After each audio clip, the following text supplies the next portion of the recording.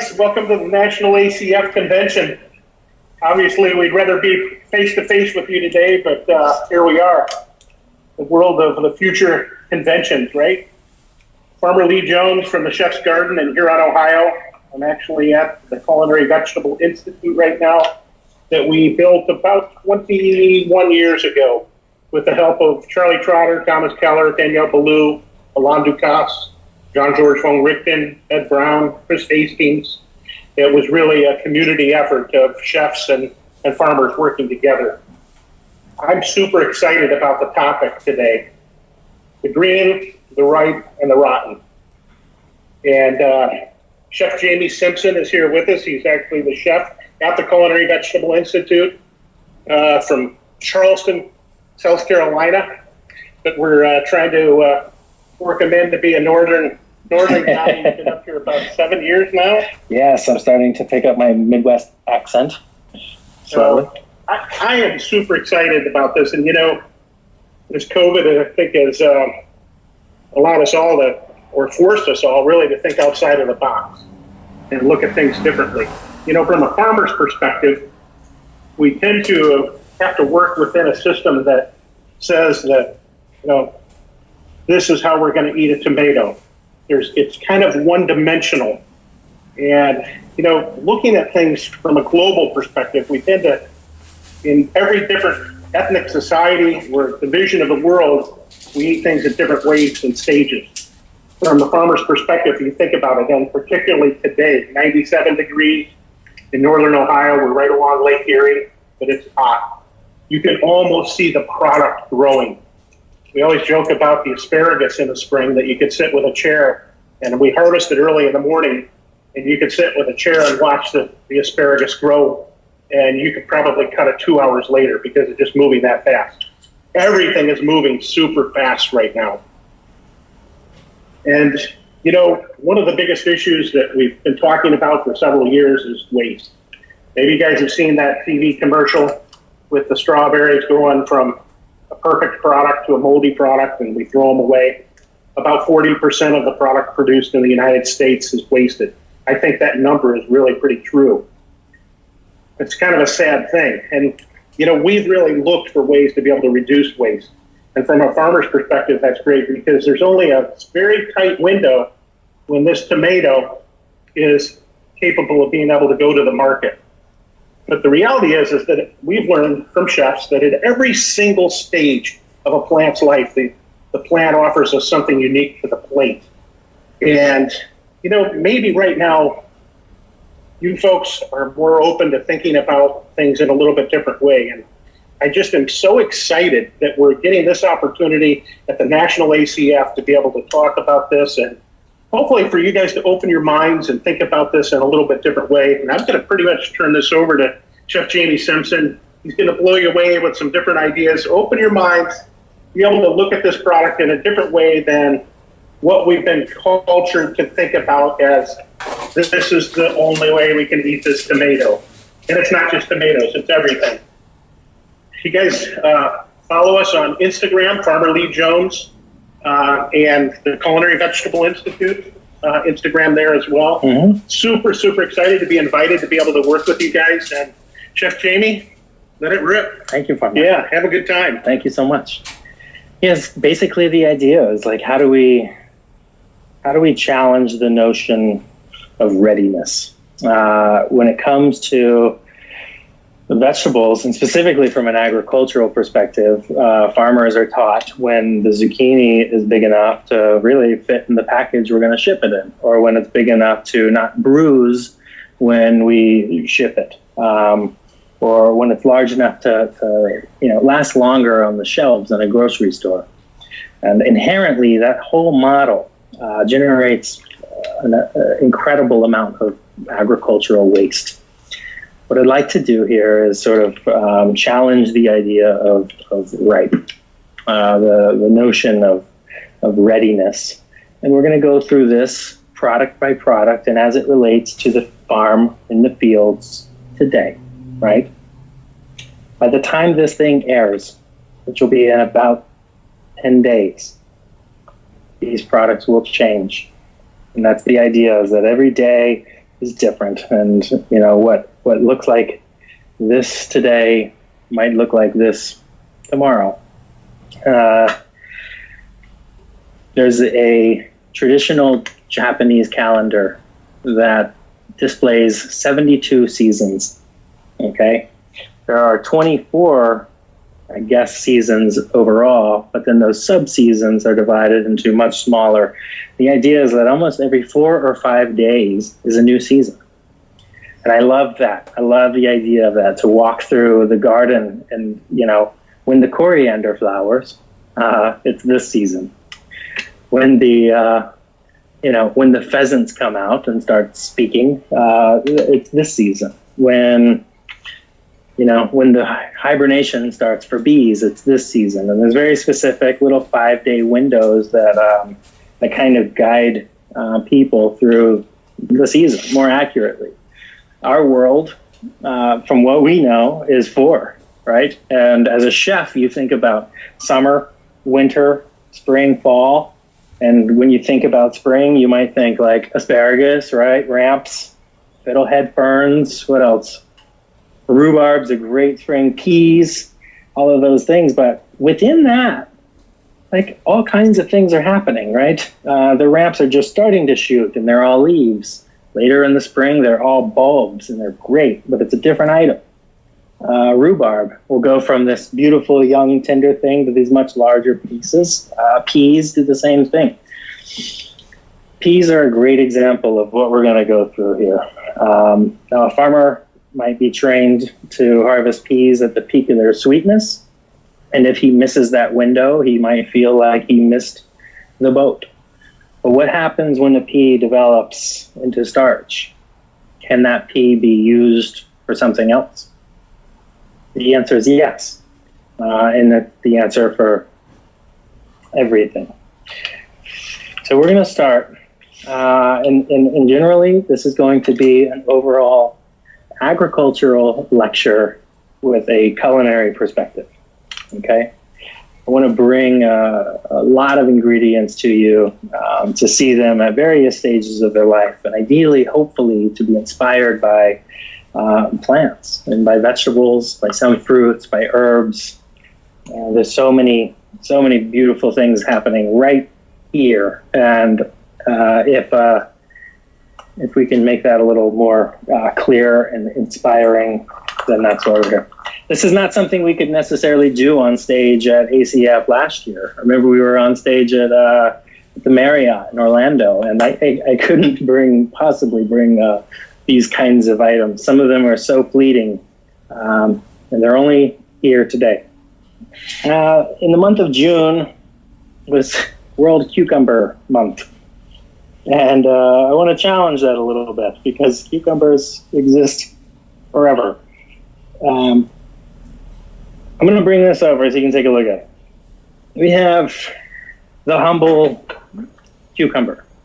And this plant, obviously a vining plant, is entirely edible from start to finish, the ground up. Every bit of this plant is edible, but we only tend to use something that might look like this. Your standard kind of burpless field cucumber.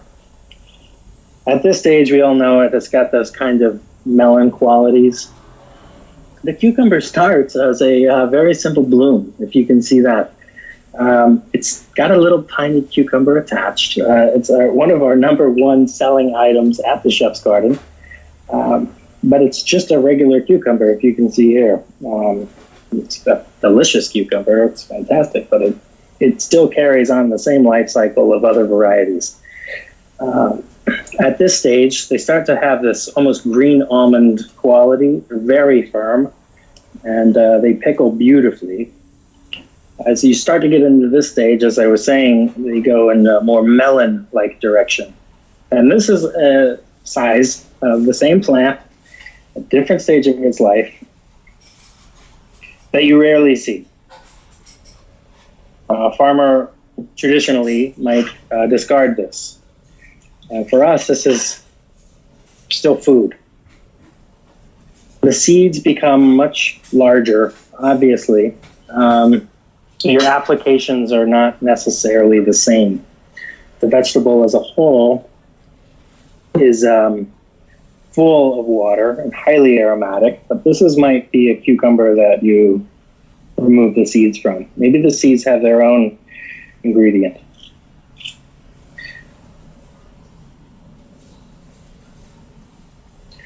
When I like the cucumber at this stage, right when the seeds are still soft and kind of gelatinous.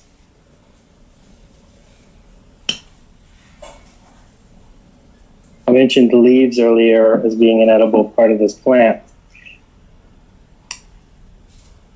If you can feel that or hear that, almost have this fuzzy texture to them. They will soften when cooked. Consider treating them like a grape leaf, right? Unrolling something and steaming them, cooking it forever. Maybe lamb. The leaves will soften. The young tendrils are really tender as well. We eat pea tendrils. Why don't we eat cucumber tendrils? These tips as well can be fried. If anyone's grown a cucumber, they know it's a gift that keeps on giving. You can eat every part of this plant, and it's resilient. It'll come back. This is cucumber. Cucumbers are not only the only plants in this family that sort of represent multiple stages of life.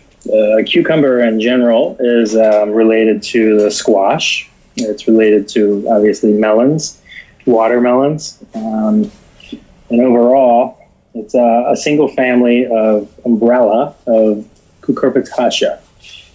This plant, in general, is completely edible. From the stem to the fruit, the blooms, the pollen in some cases, the leaves. And each one of those ingredients has various stages of its development, which is really interesting.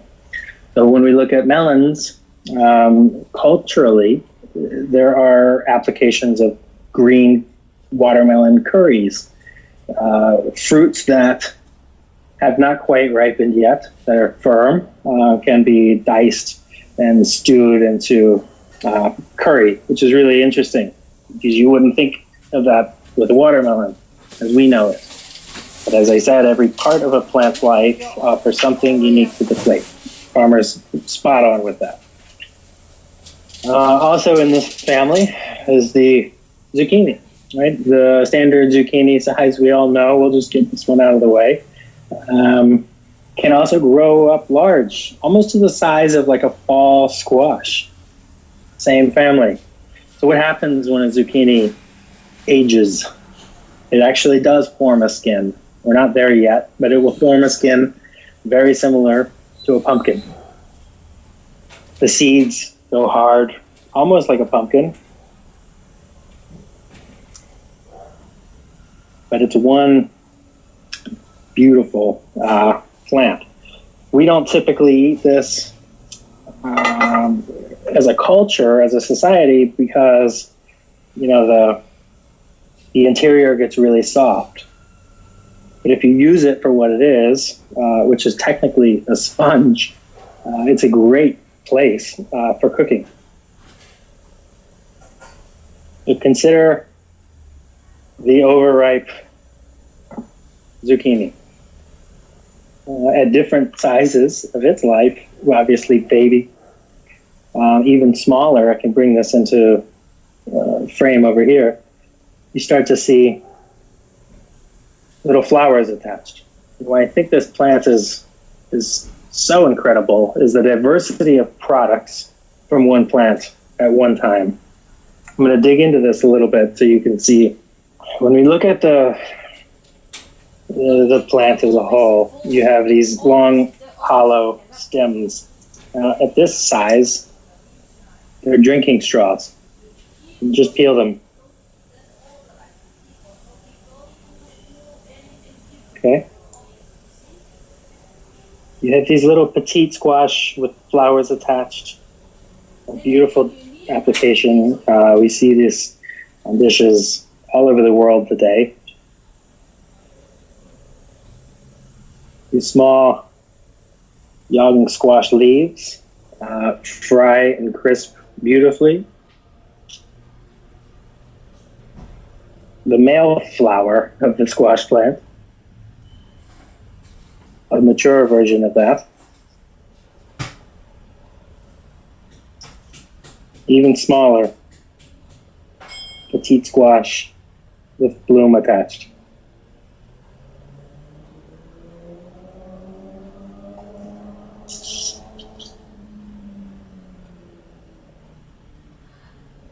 As the plant matures, it obviously takes on a different form.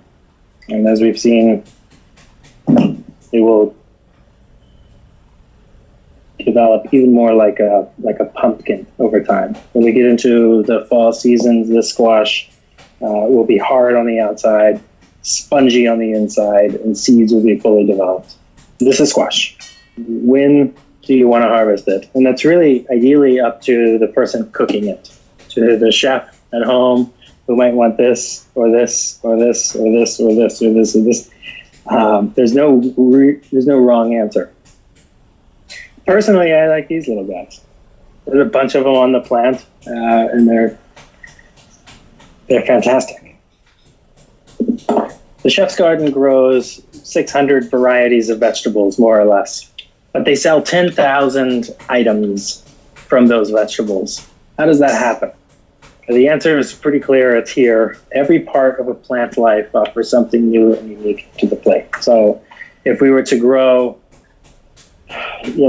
let's say that's one variety of squash, but we just pulled 7 or 8 or 9 different items off of it. That's how you go from 600 to 10,000. It's pretty interesting. Sweet potatoes. It's July. Are sweet potatoes in season? Technically, yes. We often consider it a fall crop, something that you eat for Thanksgiving or Christmas menus. But what about today?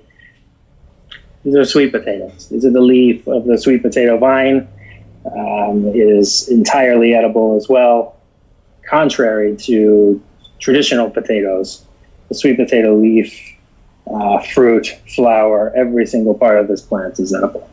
They've got a beautiful kind of shape to them. Aesthetic is nice. It does fit right into, for me, these summer months.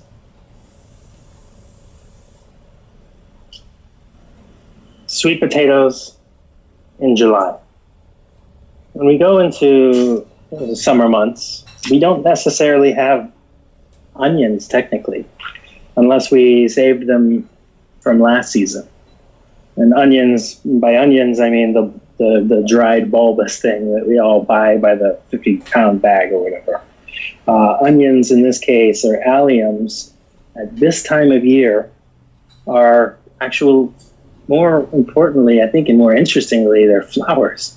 They're at a flowering stage. These are chives in July. Garlic in July. And my favorite, any guesses? These are leeks. And this time of year, they're more like a Dr. Seuss book. What do you do with these? I treat them very similar to a traditional onion, except the prep work is a lot easier, fortunately. So I'll bring this over and show you just how easy it is to dice a leek in July. If you wanted a longer cut stem, treat it like a traditional onion, or you can cut them short, like a dice. It's really simple, really easy, and beautiful. A fleeting moment in the season. Tomatoes. Summertime, we often look to tomatoes for inspiration. They're a very common ingredient for us. We grow about 100 varieties of tomatoes. Tomato is a great example of readiness, of ripeness. Right? Most chefs, or or people in general think of tomatoes, as Farmer mentioned, like this, just perfect, ripe, and ready to put on a sandwich. Makes cooking really easy for us this time of year. But what about the rotten ones? I don't know what to do with these. Green tomatoes are something you've obviously ordered. You've probably put on a menu for the fried green tomatoes. But a proper green tomato actually has a certain level of ripeness as well. Green tomato for breading and frying, right, needs to be pretty firm, not too firm. Can't be ripe. Can't even be close to ripe. So this is a sort of in between. This tomato is sort of blushing, what the farmers call something in between dead ripe and what we traditionally know as green. The green tomatoes are great. These are fun because they can be brined, right? They can be pickled. They're soft enough to cook and eat traditionally. Obviously, they're fried often. They're really interesting, really versatile. We put these on a meat slicer, right? And we will pack potato starch into them through compression and then deep fry them like little crispy potato chips. But it goes greener. This green tomato, as we see it, is a very young tomato. It's hard, almost like an apple, and should be treated as such. They're very acidic. So I like to take these and make that like green tomato marmalade with this. Anything that requires slow cooking, low cooking, a lot of sugar or salt or acid. They're really fun. Now, for the rest of that plant, is not edible. Right? It's not necessarily something that you eat. We do and have served tomato leaves in small quantities, but it's not really food. Peppers. Peppers is a really great example. It's something we see and can relate to. What's the difference between a poblano pepper and an ancho chile? It's their ripeness, right? It's the level of ripeness. That's it. So a green poblano, as it turns red, ultimately gets dried, becomes magically an ancho.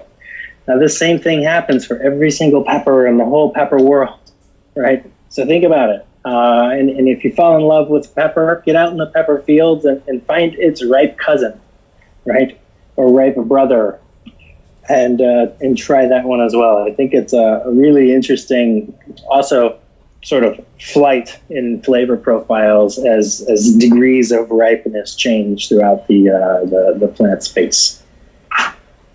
Beans are another common cultural thing that we refer to as either ripe or ready. These are French beans. The French bean, what we refer to as haricot vert, right? But what does it look like 2 weeks ago? These beautiful, tiny, very simple contributions of summer that I just love. The flowers on these are edible as well as the leaves.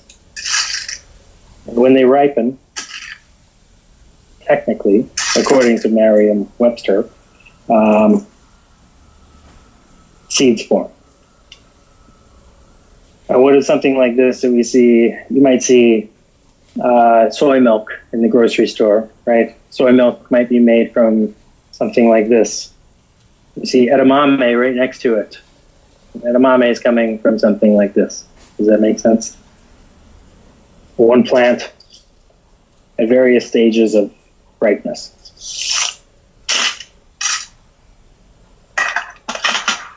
Speaking of grocery stores, cilantro. Cilantro is one of the very few ingredients that you can walk through the aisles of and order multiple parts of its life. You might go make your way through the spice section and you find coriander seeds like this.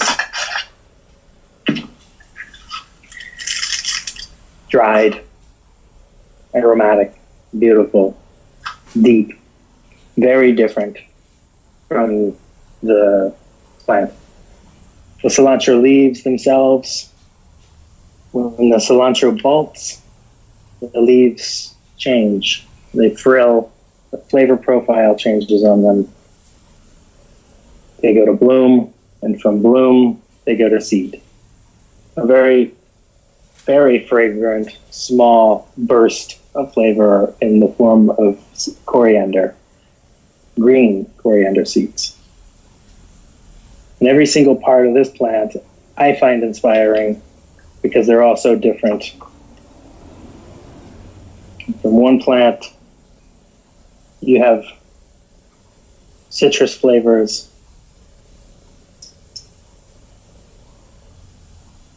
In some cultures globally, we even eat the root. Cilantro, or coriander, is an umbellifer. It's related to carrots. It's related to fennel.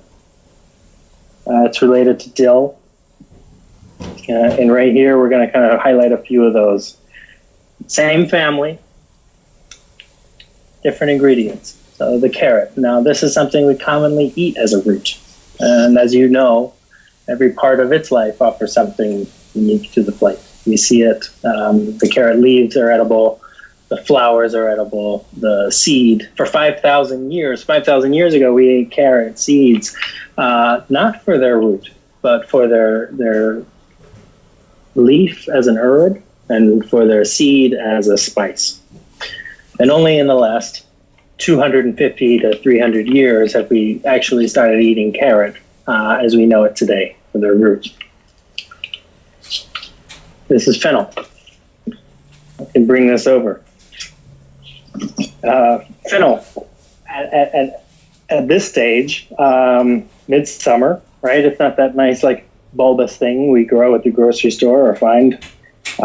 It's the thing that you might get fennel pollen from.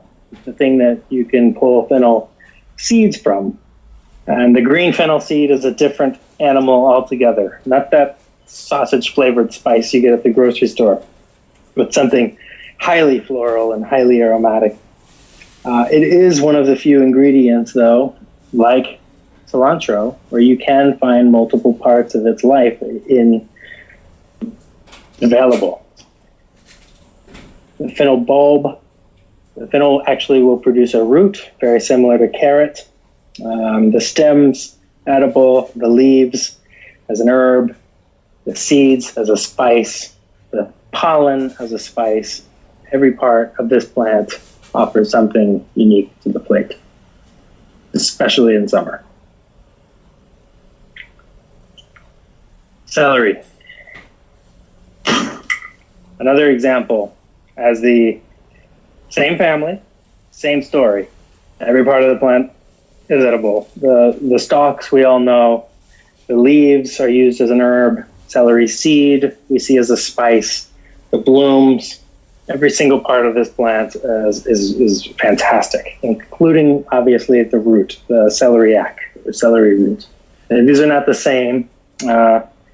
In North America and Europe, we harvest the celery root in a very large, bulbous, softball-sized thing.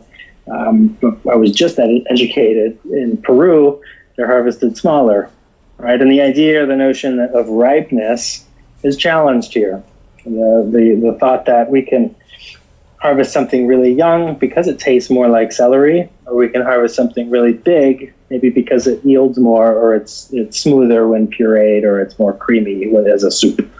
I moved out here to rural Ohio, and now, at first I thought it was like, corn country, right? Farmland. And it is. It is a lot of agricultural commodities, but people take their corn very seriously around here, I've learned. So I pulled some corn to go through it a little bit. The old adage was knee-high by the 4th of July. And for actual corn farmers of heirloom or quality or non-GMO corn, that's still pretty much the rule. For some of the genetically modified corn at this point is way up here. And this is sweet corn. This is a non-GMO organic corn. It's not growing fast. You know, the fields are somewhat irregular, and you have various stages of doneness, unlike agricultural products and big agricultural commodities right now. Everything's got to be ripe at the same time. So when the guys can come through the fields and they can clear cut everything, everything's ready. But that's not the case in real life. For our corn, I could bring into frame. I'd like to ask the question again, what is ready? And what can we do with this? We have baby corn. Very small ears of corn. Obviously, you can almost squeeze and feel if you're in a field. Right when they start to show tassels or corn beards or silk, there's something going on below the husk. And if you can see here, very small, undeveloped kernels. Every piece of silk represents a kernel. As this silk is pollinated, the kernels can develop. And this is another baby corn, something we might consider. I really like this size of corn because it's also very tender. You can eat the cob and the corn. It pickles well.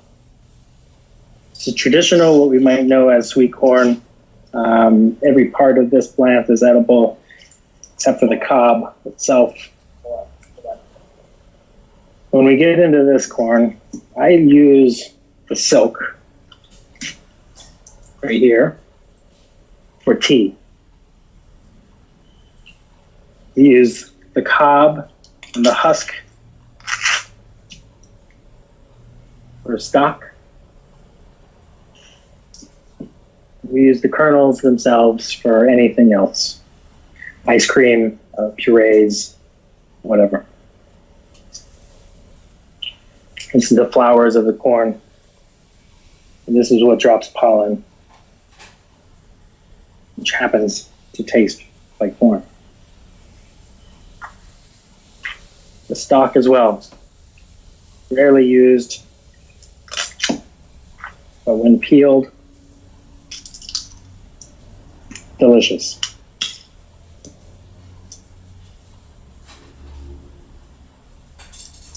It's almost like an artichoke heart.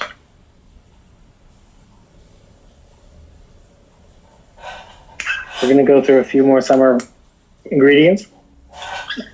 Lettuce, amaranth, mustard, and kohlrabi. Amaranth is something we don't often see. It's often used as a grain. You can find it in bird seed. The Russians and Ukrainians only feed it to pigs, and it is not food. In some cultures, the amaranth stalk is pickled. In others, it's juiced and turned into something more similar to sorghum or maple syrup. For us, this time of year, we're after these. This is a young seed head of amaranth, and you can squeeze out the seeds. They pop like popcorn. They're a really interesting, very grassy ingredient related to quinoa, lamb's quarter. The leaves themselves taste like spinach because they're cousins. At the Chef's Garden, we see this.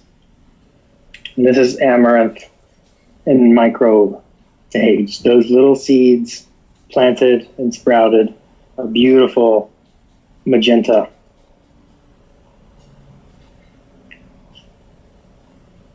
Lettuce. Lettuce, I think, is really interesting. Latin name inspired the word latex, actually. It does produce this white, milky, sappy thing. They're very hard to grow. They're very fleeting. It's okay. When we get hot into summer months, this lettuce, starts to look something more like this in a bolted form. Now it's still lettuce. It's just different. And if a farmer had a field of this, he would plow it under. I think it's our job as chefs to help guide agricultural practices in many ways. So what do we do with lettuce when we have an abundance of it? At the Institute, we've taken this is a traditional size head of romaine. We did some work with Marriott last year, and one of their largest waste items was lettuce. So we've really explored lettuce in a way of preservation. It's not something we often see. This is a whole head of romaine, split or quartered and then fermented like kimchi.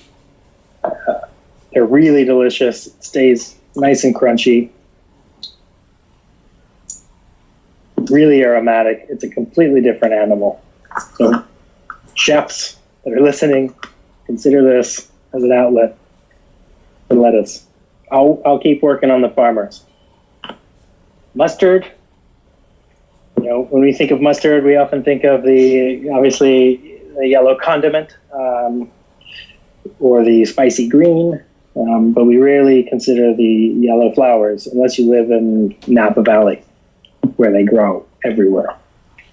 The mustard flower is a really interesting bridge in between the two worlds of mustard, the condiment, and mustard, the salad green. It's a really spicy, brassica flavored flower bud that kind of lives between many worlds. I do love this. We use it raw, simple. We'll pick all the petals off and just let them fall. Kohlrabi. Not a lot of people get to see kohlrabi in this form.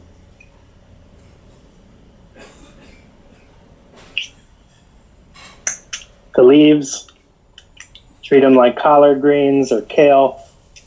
Cook them or serve them raw. The stems, consider pickled applications.